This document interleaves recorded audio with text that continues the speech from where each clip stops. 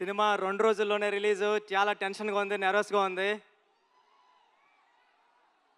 ఇక్కడికొచ్చిన మంత్రి గారికి, దుర్గేష్ గారికి, ఎంపీ చిన్ని గారికి థ్యాంక్ యూ సార్. మీ సపోర్ట్‌తో చాలా గ్రాండ్‌గా జరుగుతుంది function. Thank you sir. Thank you so much. నా చేతులు, కాళ్ళు వణుకుతున్నాయి నిజంగా చెప్తున్నా. మాట్లాడేసిందంతా పెద్దోళ్ళు మాట్లాడేశారు. కానీ చెప్తా. 5 సంవత్సరాల తర్వాత, ఉప్పెన తర్వాత 5 సంవత్సరాల తర్వాత మళ్ళీ ఇంకో సినిమా చేశాను నేను. ఉప్పెనకి నేషనల్ అవార్డు వచ్చింది. చాలా డబ్బులు వచ్చాయి ప్రొడ్యూసర్ గారికి, నాకు కూడా. ఇన్ని సంవత్సరాల టైం ఎందుకు తీసుకున్నావురా అంటే అది ఓన్లీ పెద్ద సినిమా కోసం తీసుకున్నా. ఇక్కడే ఉప్పెన టైంలో నాకు విజయవాడలో చాలా మంచి అనుబంధం ఉంది. ఒక్క నిమిషం మాట్లాడేస్తాం, ఫటఫట్లాడతా. చరణ్ సార్ వచ్చేస్తారు నెక్స్ట్.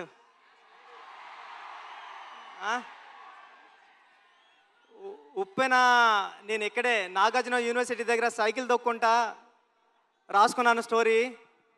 నేను ఫాదర్ అవుతున్నానని డాక్టర్ గారు చెప్పింది కూడా విజయవాడలోనే. ఆ దుర్గామాత బ్లెస్సింగ్స్ నాకు ఎప్పుడూ ఉంటాయని కోరుకుంటున్నాను. చరణ్ సార్, నేను ఉప్పెన అయిపోయిన తర్వాత ఎవరితో సినిమా చేయాలని టెన్షన్లో తిరుగుతూ ఉంటే నన్ను మీ దగ్గరికి తీసుకొచ్చారు మా గురువుగారు సుకుమార్ గారు. థ్యాంక్ యూ సుక్కు సార్, నన్ను చరణ్ సార్ దగ్గర కూర్చోబెట్టినందుకు తీసుకెళ్ళి. అంటే నాకు ఉప్పెన మెగాస్టార్ చిరంజీవి గారు ఇస్తే పెద్ది రామ్ చరణ్ గారు ఇచ్చారు. నేను చరణ్ సార్కి స్టోరీ చెప్పాను, దేవుణ్ణి మొక్కుని వెళ్ళాను. ఒక్క కరెక్షన్ కూడా చెప్పకుండా, స్వామి దత్తాత్రేయ స్వామి ఇది ఓకే చేస్తే నీకు రుణపడిపోతానని. చరణ్ సార్ ఒక్క కరెక్షన్ కూడా చెప్పలేదు. పెద్ది అంటే ఒక కమర్షియల్ ఫిల్మ్లా కనిపిస్తుంది మీకు, కానీ ఇది కమర్షియల్ ఫిల్మ్ కాదు. చాలా కమర్షియల్ ఫిల్మ్గా ఉంటూ ఒక ఎమోషనల్ డ్రామా ఇది. ఒక ఆటగాడి జర్నీ. అంటే ఆట అంటే ఇన్నాళ్ళు ఆట అంటే ఆగతాయితనంగా ఉంటుంది, కానీ ఆట ఏం తీసుకొస్తుంది ఒక మనిషికి? తన ఐడెంటిటీ తీసుకొస్తుంది, తన గౌరవం తీసుకొస్తుంది, తన చుట్టూ ఉన్న మనుషుల్ని కూడా మారుస్తుందని చెప్పే కథ పెద్ది. అంటే పెద్ది అంటే అలలా ఎగసపడిన మనిషి కథ కాదు, పడినా లేచిన మనిషి కథ పెద్ది. టెన్షన్గా ఉంది.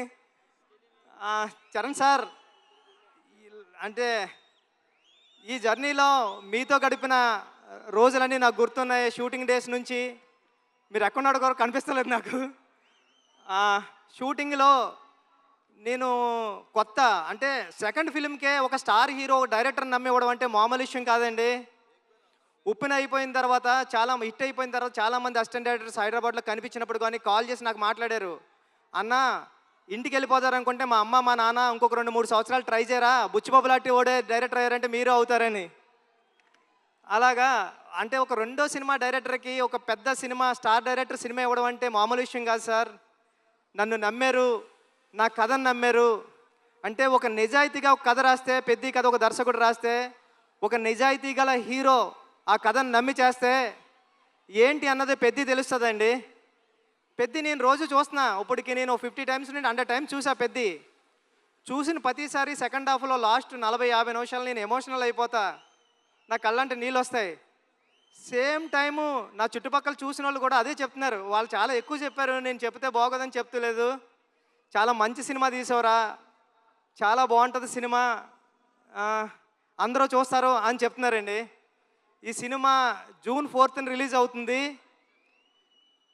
ఫ్యామిలీస్తో వెళ్ళండి, మీ కిడ్స్ని తీసుకుని వెళ్ళండి. అంటే పెద్ద అంటే ఒక ఆటంకం వస్తే ఆగిపోయే ఒక కుర్రోడు కథ కాదు, ఎన్ని ఆటంకాలు వచ్చినా ముందుకు సాగే కుర్రోడు కథ. నేను 9th క్లాస్లో ఉన్నప్పుడు చదువుకున్నా, పట్టుదల ఉంటే సాధించలేనిది లేదని. 10th క్లాస్ నాన్ డీటెయిల్లో ఉండేది. అలాగ పట్టుదల ఉంటే ఏమి సాధించవచ్చు అంటే చాలా ఇన్స్పిరేషనల్ స్టోరీ పెద్ద జర్నీ. పెద్దిగాడికి విజయం చాలా ఈజీగా దక్కలేదు, చాలా స్ట్రగుల్తోనే విజయం సాధించాడు పెద్దిగాడు. కానీ ఆ సాధించిన విజయం ఎలా ఉంటుంది అన్నది రేపు పెద్ద థియేటర్లో చూద్దరు. కానీ థ్యాంక్ యూ చరణ్ సార్, నన్ను నమ్మినందుకు, నాకు ఈ సినిమా ఇచ్చినందుకు మిమ్మల్ని లైఫ్లో ఎప్పటికీ మర్చిపోను. మీకు రుణపడి ఉంటా సార్ ఎప్పటికీ. Thank you sir, thank you. Janhvi madam, thank you. ఈ సినిమాకి మేమందరం మట్టిలో రస్టిక్గా ఉంటే మీరు తీసుకొచ్చి కలర్ యాడ్ చేశారు. మీ మదర్కి మేమందరం పెద్ద ఫ్యాన్స్. మీ పర్ఫార్మెన్స్ ఎలా ఉంటుందంటే ఒక్కొక్క సీన్లోని ఒక మగరాయిల్లాగా ఉంటుంది, ఒక హీరోయిజం ఉంటుంది మీ పర్ఫార్మెన్స్లో. ఈ సినిమాలో చాలా మంచిగా యాక్ట్ చేశారు.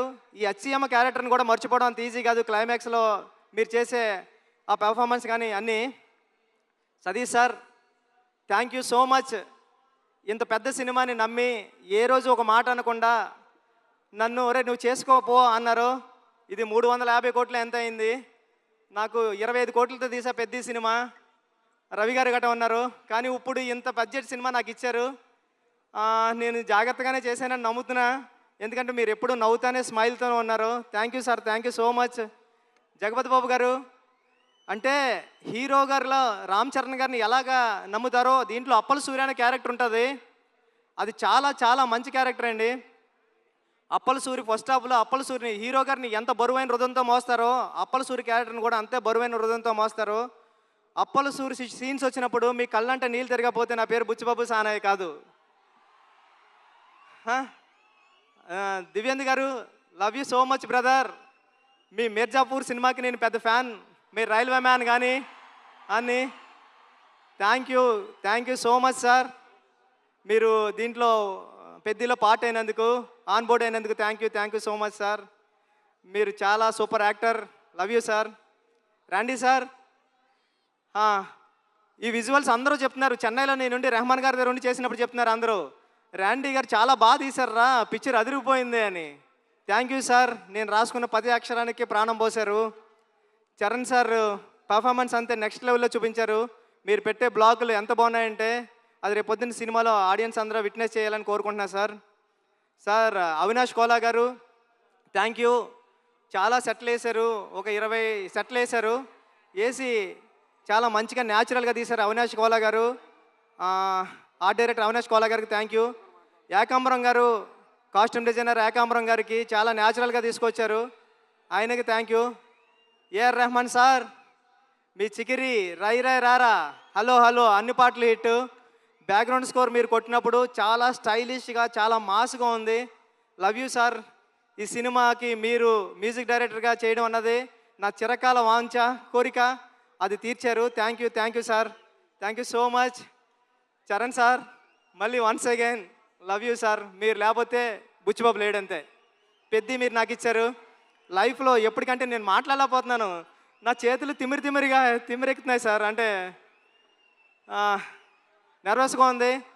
జూన్ 4th ఈ సినిమా వస్తుంది. మీ ఫ్యామిలీతో వెళ్ళండి, మీ కిడ్స్ని తీసుకెళ్ళండి, చాలా బాగుంటుంది. చాలా ఎమోషనల్ అవుతారు, చాలా ప్రేమిస్తారు. పెద్దిని ప్రేమిస్తారు, పెద్దిని లవ్ చేస్తారు, పెద్దితో ఆడతారు, పెద్దితో పాడతారు. పెద్ది మీ ఇంటికి వస్తాడు, ఒరే భలే చేశాడు రా చరణ్ గారు అని చెప్పుకుంటారు. ఒక సెకండ్ హాఫ్లో 4-5 సీన్లు ఉంటాయండి. చరణ్ సార్ పర్ఫార్మెన్స్ ఎలా ఉంటుందంటే మీ కళ్ళంటే నీళ్ళు రాకుండా ఉండవు. Charan sir thank you sir. June 4th థియేటర్స్లో కలుద్దాం, ఎమోషన్ అవుదాం. Thank you sir. Thank you so much. Thank you sir. Thank you. Buchibabu గారు, వెళ్లే ముందు I know you are very emotional already. అయితే వెళ్లే ముందు ఒక క్వశ్చన్. 10 సంవత్సరాల తర్వాత ఈ సినిమా గురించి జనాలు మాట్లాడుకునేటప్పుడు ఏం చెప్తే బాగుంటుంది అని మీరు అనుకుంటున్నారు? ఎలా చెప్పుకుంటారు? 10 సంవత్సరాల తర్వాత ఈ సినిమా గురించి గుర్తించుకోవాలంటే రామ్ చరణ్ అంతే. చరణ్ గారు ఈ సినిమా కథ ఓకే చేయడం అంటే మామూలు ఇష్యూ కాదు. రేపు పొద్దున్న మీరు స్క్రీన్ మీద చూద్దరు కానీ ఇలాంటి కథ ఒక స్టార్ హీరో ఓకే చేస్తాడా అని. స్టార్ హీరో ఎందుకు ఓకే చేశారు? ఒక కథను నమ్మితే ఆయన కూడా ఒక కథ నమ్మి మీ అందరికీ ఒక మంచి కథ, మన రూటెడ్ కథ, మన విజయనగరంలో జరిగిన ఒక కుర్రోడి కథ చూపించడానికి వస్తున్నామండి. Thank you sir.